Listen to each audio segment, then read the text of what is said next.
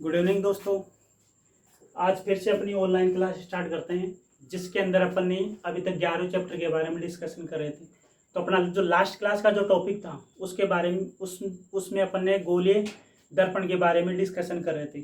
ठीक है, तो उसमें क्या था कि अपन गोलीय दर्पण के बारे में डिस्कशन कर रहे थे अपन कि गोलीय दर्पण क्या था अपना। ठीक, तो देखो अपने पास उसमें ये था कि ये गोलीय एक कांच की आकृति है। जब अपन इस गोले कांच की आकृति को इसकी व्यास के अनुदिश काट कर दो भागों में जब बांट दिया जाता है, तो जो बनने वाली आकृति होगी या तो ये आकृति यू बनेगी या फिर ये आकृति यू बनेगी। समझ में? तो ये जो बनने वाली आकृति है वो कौन से कहलाती है? गोलीय दर्पण। तो जब किसी गोलाकार कांच की आकृति को काट कर दो भागों में बांट दिया जाता है या उस काटने के पश्चात जो आकृति बनती है वो कौन से कहलाती है? गोलीय दर्पण होगी। ठीक, तो ये जो गोलीय दर्पण होते हैं वो दो प्रकार के बताए हैं। एक तो होता है अपना अवतल दर्पण और एक होता है अपना उत्तल दर्पण। एक होता है अवतल दर्पण, दूसरा होता है उत्तल दर्पण। ठीक है, तो इन काटे हुए भागों के या इन काटी गई जो आकृति है, यदि अपन इसकी भार वाली पृष्ठ के ऊपर क्या कर दे? पॉलिश कर दे।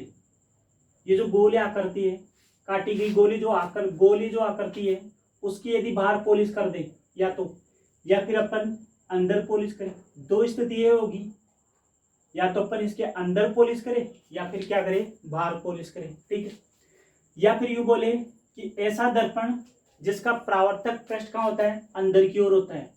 ये होता है अपना परावर्तक पृष्ठ। तो ऐसा दर्पण जिसके अंदर या तो पॉलिश तो बाहर करे या फिर जिसका परावर्तक पृष्ठ कहाँ होता है? अंदर की ओर होता है, वो अपना कौन सा होता है? वो दर्पण होता है अपना अवतल दर्पण। कौन सा होता है? अवतल दर्पण। और जिसका परावर्तक पृष्ठ कहाँ होता है? बाहर की ओर होता है, ये अपना होता है परावर्तक पृष्ठ, जो कि कहाँ होता है? बाहर की ओर होता है। तो ये जो दर्पण होता है वो कहलाता है अपना उत्तल दर्पण।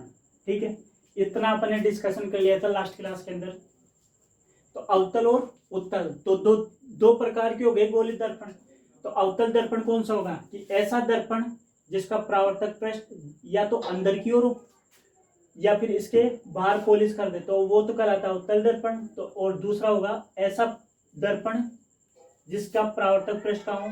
बाहर की ओर हो, वो कौन सा कहलाता है? अपना उत्तल दर्पण कहलाता है। ठीक, अब दोस्तों देखो कि परावर्तक पृष्ठ होता क्या है।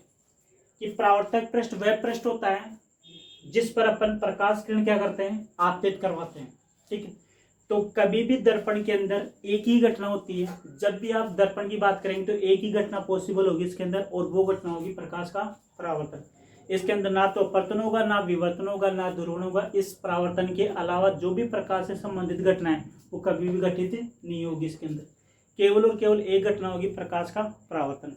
ठीक है, तो इसके अंदर क्या होता है कि ये जो पृष्ठ है वो कहलाती है इसकी परावर्तक पृष्ठ। तो परावर्तक पृष्ठ वो पृष्ठ होती है जिस पर अपन प्रकाश किरण क्या करते हैं? आपतित करवाते हैं। ठीक है, आप इसका एक बार स्क्रीनशॉट लीजिए, मैं मिटाऊंगा इसको। ठीक है, इसके बाद में अलग अलग पॉइंट आते हैं दर्पण से संबंधित महत्वपूर्ण बिंदु। दर्पण से संबंधित महत्वपूर्ण परिभाषाएं। ठीक, पहले बात करते हैं अपन कि ध्रुव क्या होता है? पोल। ध्रुव क्या होता है? देखो ध्रुव से पहले अपन बात करेंगे द्वारक। द्वारक, देखो द्वारक क्या होता है कि जब अपन गोलीय दर्पण को काटते हैं तो उसी काटे हुए भाग का कितना भाग वक्रित है? कितना भाग क्या है? वक्रित है। तो इसका ये वाला भाग वक्रित है, ये पूरा का पूरा। समझ में आ रही बात?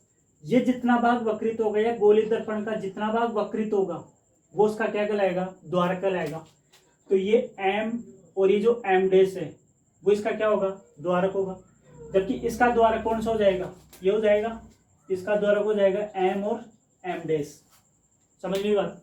तो द्वारक कौन सा होगा कि गोलीय दर्पण का जितना भाग वक्रित होगा वो उसका कौन सा कहलाएगा, द्वारक कहलाएगा। ठीक है, सेकंड पॉइंट के बारे में बात करते हैं अपन, पोल, ध्रुव। ठीक, तो गोलीय दर्पण का जो परावर्तक पृष्ठ, सॉरी द्वारक होता है, गोलीय दर्पण का जो द्वारक होता है, उस द्वारक का जो मध्य बिंदु होता है वो कहलाता है अपना ध्रुव। तो ये जो बिंदु होगा इसका, ये मध्य बिंदु होगा, तो ये ध्रुव होगा, इसका भी ध्रुव कहाँ होगा, इसके बीच में हो जाएगा। और ध्रुव को किससे प्रदर्शित करते हैं, ओ से प्रदर्शित करते हैं अपन। समझ में बात। तो पहला पॉइंट बताया मैंने कि द्वारक क्या होता है, कि गोलीय दर्पण के जितना भाग इसका वक्रित होता है वो कहलाता है अपना द्वारक, और इस द्वारक का जो मध्य बिंदु है वो कौन सा कहलाता है, पोल या ध्रुव कहलाता है अपना। ठीक है, दोनों के बारे में अपन साथ साथ डिस्कशन कर रहे हैं इसमें। इसके बाद में थर्ड आता है वक्रता केंद्र। वक्रता केंद्र क्या होता है, देखो इस गोलीय दर्पण का जो केंद्र होगा, इस गोलीय दर्पण का केंद्र होगा वही क्या कहलाएगा, इसका गोल वक्रता केंद्र कहलाएगा। तो इसका गोलीय, इसका इधर होगा। ठीक है, तो ये जो पॉइंट होगा ये वाला, ये कहलाएगा अपना वक्रता केंद्र, सेंटर ऑफ कर्वेचर। क्या कहलाएगा, सेंटर ऑफ कर्वेचर, वक्रता केंद्र होगा अपना ये वाला। ठीक है, तो इस द्वारक का जो केंद्र होगा या वक्रित भाग का जो केंद्रित होगा, या फिर यूं कह सकते हो कि इस गोलीय दर्पण का जहां पे केंद्र होगा वो केंद्र ही क्या कहलाता है, वक्रता केंद्र होगा। ठीक है, तो देखो अगर अपन बात करें अवतल दर्पण की, तो अवतल दर्पण में वक्रता केंद्र हमेशा परावर्तक पृष्ठ की ओर होता है, जबकि उत्तल दर्पण में क्या होता है कि जो वक्रता केंद्र होता है ये वाला वक्रता केंद्र है, जो क्या है कि इसके दूसरी ओर होता है, इसको सी से प्रदर्शित करते हैं। वक्रता केंद्र को किससे प्रदर्शित करते हैं, सी से प्रदर्शित करते हैं।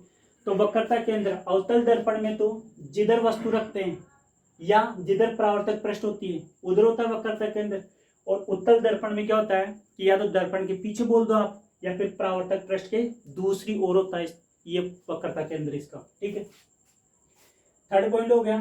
फोर्थ पॉइंट की बात करते हैं अपन, मुख्य एक्स, मुख्य axis, principal axis, principal x.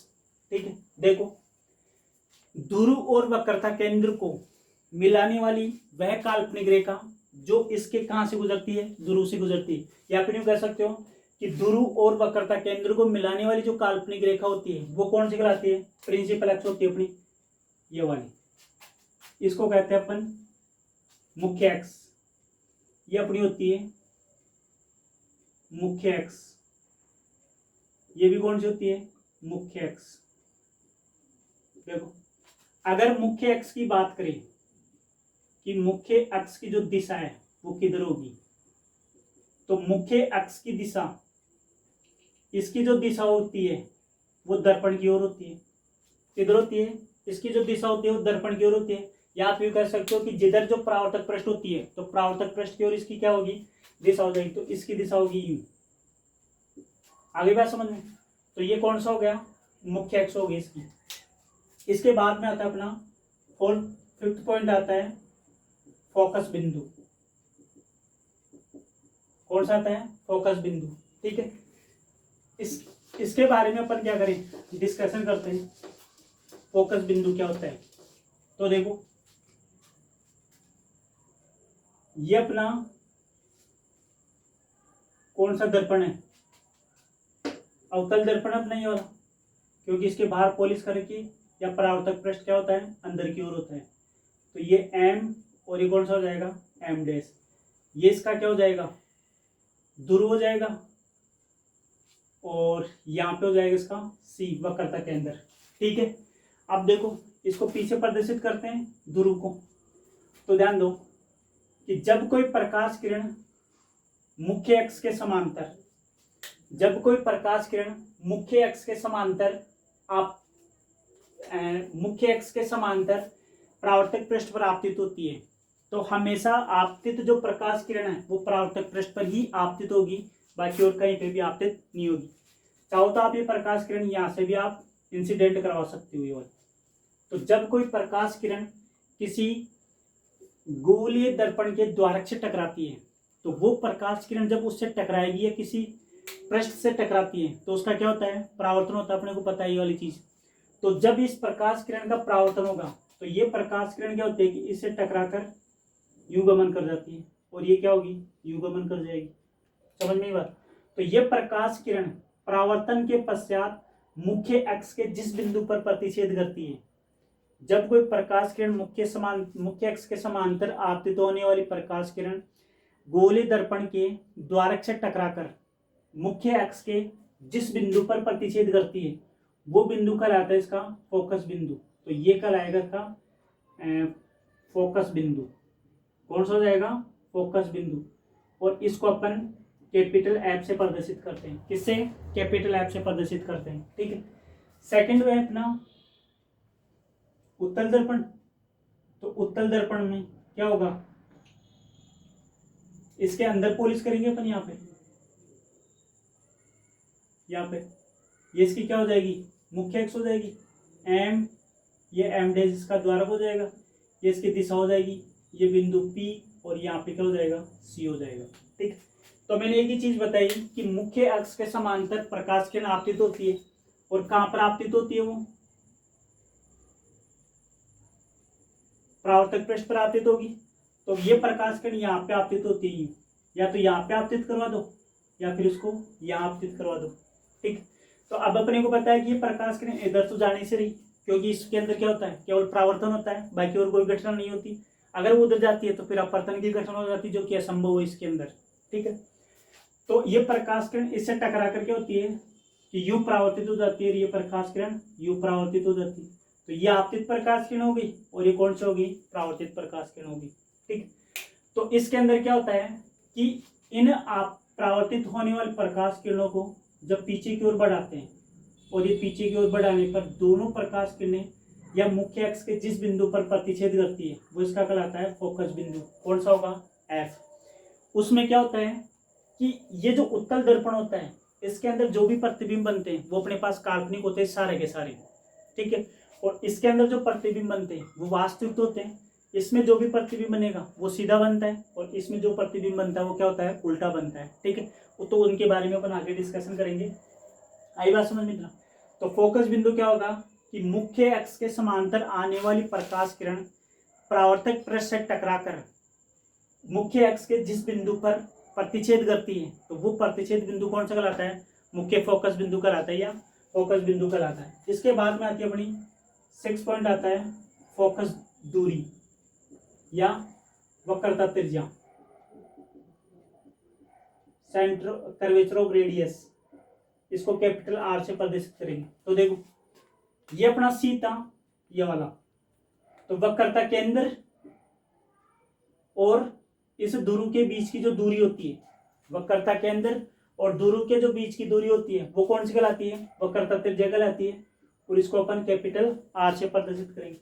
इसकी वक्रता त्रिज्या किधर होगी, इधर होगी इसकी वक्रता की त्रिज्या, ये आर हो जाएगी, और ये भी क्या हो जाएगी, आर। तो वक्रता केंद्र और ध्रुव के जो बीच की दूरी है वो कहलाती है वक्रता त्रिज्या। इधर क्या हो जाएगी, इसमें इधर होंगे सारे के सारे पॉइंट। क्यों, क्योंकि इसके अंदर पीछे की साइड बनते हैं दर्पण के अंदर, जो प्रतिबिंब बनेगा वो इधर बनेंगे, वस्तु रखेंगे वो अपन इधर रखेंगे। तो वस्तु हमेशा परावर्तक पृष्ठ की ओर ही रखनी है, बाकी और किधर नहीं रखनी है अपने को। ठीक है। इसके बाद में आता है 7वां पॉइंट, फोकस दूरी। फोकस दूरी इसको लिखते हैं अपन स्मॉल एफ। तो वक्रता फोकस बिंदु, ये रहा फोकस बिंदु। तो फोकस बिंदु एफ और ध्रुव के जो बीच की दूरी होगी वो कहलाती है अपनी कौन सी, फोकस दूरी। और इसको अपन क्या करते हैं, स्मॉल एफ के द्वारा प्रदर्शित करते हैं। तो फोकस बिंदु और ध्रुव के जो बीच की दूरी होगी वो अपनी क्या कहलाएगी, फोकस दूरी कहलाएगी। 8वां पॉइंट आता है फोकस तल।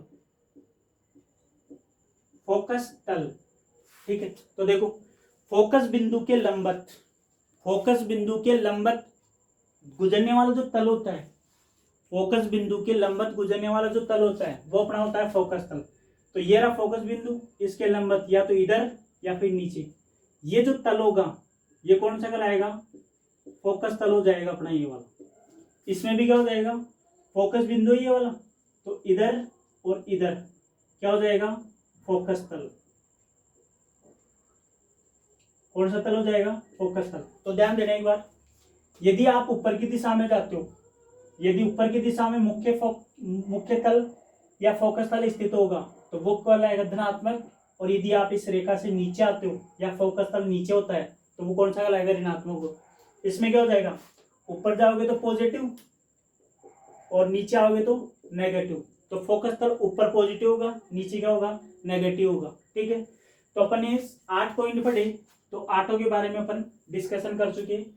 पहले पढ़ा द्वारक। तो द्वारक क्या होता है कि गोलीय दर्पण का जितना भाग वक्रित होता है वो भाग कौन सा कहलाता है, द्वारक कहलाता है। तो पोल कौन सा होता है, ध्रुव का मध्य बिंदु, क्या द्वारक का मध्य बिंदु कौन सा कहलाता है, ध्रुव कहलाता है, जिसको पी से प्रदर्शित करते हैं। इसके बाद में बताइए वक्रता केंद्र। गोलीय दर्पण का जो केंद्र होता है वही क्या कहलाता है, वक्रता केंद्र होता है। तो वक्रित भाग का, या आप यूं भी कह सकते हो कि वक्रित भाग का जो केंद्र होता है वही क्या कहलाता है, इसका वक्रता केंद्र कहलाता है। फिर बात करिए अपन ने मुख्य अक्ष। तो वक्रता केंद्र और फोकस ध्रुव को मिलाने वाली जो रेखा है वो कौन सा कहलाती है, मुख्य अक्ष कहलाती है। फोकस बिंदु क्या कौन सा होता है, मुख्य अक्ष के समांतर आने वाली प्रकाश किरणें जब परावर्तन के पश्चात मुख्य अक्ष के जिस बिंदु पर प्रतिच्छेद करती है वो बिंदु कहलाता है अपना फोकस बिंदु। ठीक है, इसके बाद में आता है अपना वक्रता त्रिज्या। वक्रता केंद्र और ध्रुव के जो बीच की दूरी है वो वक्रता त्रिज्या कहलाती है अपनी। ठीक है, इसके बाद में आती है फोकस दूरी। फोकस बिंदु और ध्रुव के जो बीच की दूरी होती है वो फोकस दूरी कहलाती है। इसके बाद आता है फोकस तल। तो फोकस तल कौन सा कहलाता है, फोकस बिंदु से लंबवत गुजरने वाला जो तल होता है वो अपना वो कहलाता है फोकस तल। ठीक है, ये इतना अपने क्या कर लिया, डिस्कशन कर लिया। इसके बाद में आता है अपना नेक्स्ट टॉपिक के बारे में अपन क्या करते हैं, डिस्कशन करते हैं इसमें।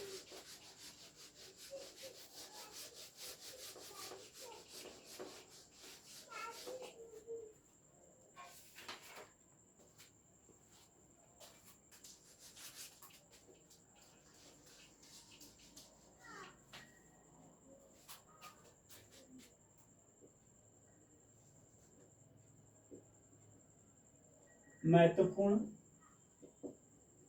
बिंदु, देखो फर्स्ट के बारे में बात करते हैं अपन कि जैसे मान लो कि ये अपने पास दर्पण है, और दर्पण कौन सा है, अवतल दर्पण है ये वाला एम, और ये एम डैश, ये इसका क्या हो गया, पोल हो गया ध्रुव। तो ये क्या हो गई, इसकी मुख्य अक्ष हो गई, ये वाली क्या हो गई, मुख्य अक्ष।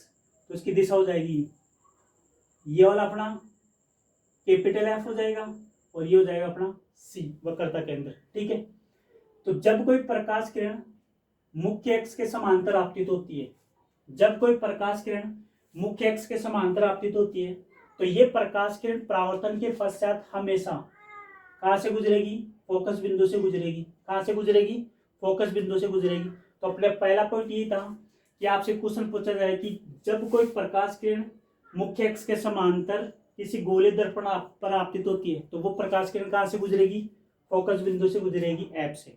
ठीक है, दूसरा पॉइंट था अपना कि ये अपना दर्पण है, ये अपना दर्पण है, और दर्पण कौन सा, अवतल की बात कर रहे हैं अपन अभी, ये वाला। ठीक है, ये एम और ये कौन सा हो जाएगा, एम डैश। ये मुख्य अक्ष हो गई इसकी, ये पी हो गया, ये एफ हो गया, और ये क्या हो गया, सी हो गया। तो एफ बिंदु कौन सा होता है कि फोकस बिंदु, वक्रता केंद्र और ध्रुव के जो बीच का पॉइंट है वो फोकस बिंदु कहलाता है अपना। ठीक है, या फिर दूसरी डेफिनेशन बताया मैंने कि जब कोई प्रकाश किरण मुख्य अक्ष के समांतर आपतित होकर जब परावर्तित होती है तो परावर्तन के पश्चात जिस बिंदु पर मिलती है या जिस बिंदु पर प्रतिच्छेद करती है वो कौन से कहलाती है, अपना फोकस बिंदु कहलाता है। मेरा सेकंड पॉइंट था कि जब कोई प्रकाश किरण वक्रता केंद्र से गुजरती है। जब कोई प्रकाश किरण वक्रता केंद्र से होकर गुजरती है तो वो प्रकाश किरण बिना अपने मार्ग को बदले हुए जिस मार्ग से आई थी वापस क्या होगी, उसी मार्ग से क्या हो जाती है, परावर्तित हो जाती है। तो इस प्रकाश किरण का आपतित मार्ग और परावर्तित मार्ग दोनों क्या होते हैं, एक ही होते हैं। तो ये जब भी कोई बात आए कि वक्रता केंद्र से गुजरने वाली जो प्रकाश किरण है वो बिना विचलित हुए क्या होती है, जिस मार्ग से आती है पुनः उसी मार्ग से क्या होती है, लौट जाती है। समझ में आई बात। तो अपन ने आज गोलीय दर्पण के बारे में डिस्कशन किया, ठीक है। तो इसके नेक्स्ट आएगा अपना फोकस दूरी और वक्रता त्रिज्या के बारे में अपन नेक्स्ट संबंध है इसके बारे में, तो वो अपन नेक्स्ट क्लास के अंदर डिस्कशन करेंगे। धन्यवाद।